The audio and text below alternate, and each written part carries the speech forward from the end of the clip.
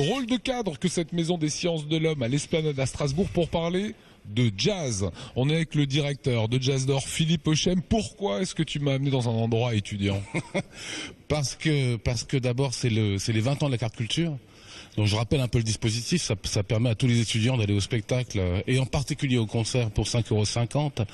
Et donc pour nous c'est aussi un exemple particulier de ce qu'on continue à développer, c'est-à-dire essayer d'aller au plus près des gens, au plus près des étudiants en particulier. Tu es en train de me dire que le jazz c'est pas un truc de vieux, quoi. Exactement. Enfin, c'est pas seulement un truc de vieux.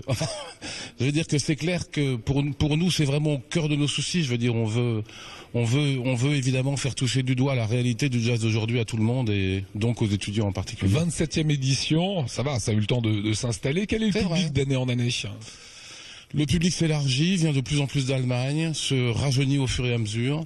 Mais c'est vrai que pour nous, c'est important qu'il y ait plein de moments de rencontre comme ça, que les gens de toutes les générations puissent se croiser, puissent se mêler. Plusieurs anniversaires seront fêtés, 20 ans de la carte culture, tu l'as dit, 50 ans des percussions de Strasbourg. C'est pour ça qu'on a commandé une pièce à Andy Hemler pour les percussions de Strasbourg et donc demain soir au Maillon, donc vendredi 9 novembre, nous serons donc au Maillon Wacken.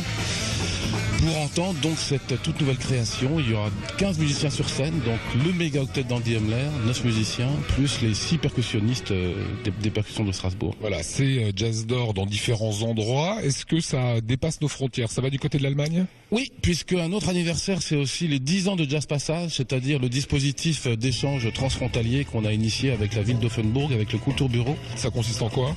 Donc ça consiste à organiser 2 soirées de concert à Strasbourg, 2 autres à Offenbourg, et de mettre en miroir des groupes français, des groupes allemands, de monter des créations franco-allemandes, et en 10 ans, on en a fait beaucoup. Quelques temps forts, quelques bandes, quelques groupes qu'il faut absolument pas rater.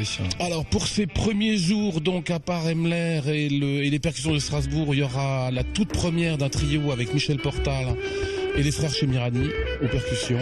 Il y aura une création franco-allemande avec Daniel Erdmann et Heinz Sauer à Pôle Sud.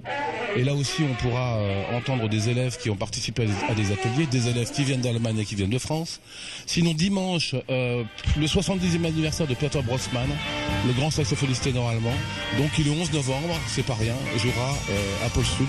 Sinon, beaucoup de ciné-concerts. Le ciné-concert, c'est on se fait une toile, mais il y a du live en face. Exactement, comme à l'ancienne. Et donc, il y en aura 2 cette année, un film d'Ozu, un grand classique, dans la deuxième partie du festival, avec Pascal Conté à l'accordéon qui jouera donc évidemment en direct. Et donc là, le quartet de Bill Frisell jouera bien sûr en live sur ce très très beau film qui parle de la grande crue du Mississippi qui a eu lieu en 1926. Si on a la carte culture, c'est 5,50 € pour les étudiants. 5,50 €. C'est pas cher. C'est bien, et sinon, on a plein d'abonnements qui permettent aux gens de venir à partir de 3 concerts pour 11 € la place. Et plus, évidemment, on prend le concert, moins la place est chère. On peut faire quasiment tout le festival en payant 6 ou 7 € la place. Quand on vous dit que l'Alsace est une région qui bouge, non? Absolument. Tu es d'accord? Voilà pour cette 27e édition à ne pas manquer, 5,50 € pour les étudiants. C'est aussi pour ça qu'on était aujourd'hui au cœur du quartier étudiant de Strasbourg.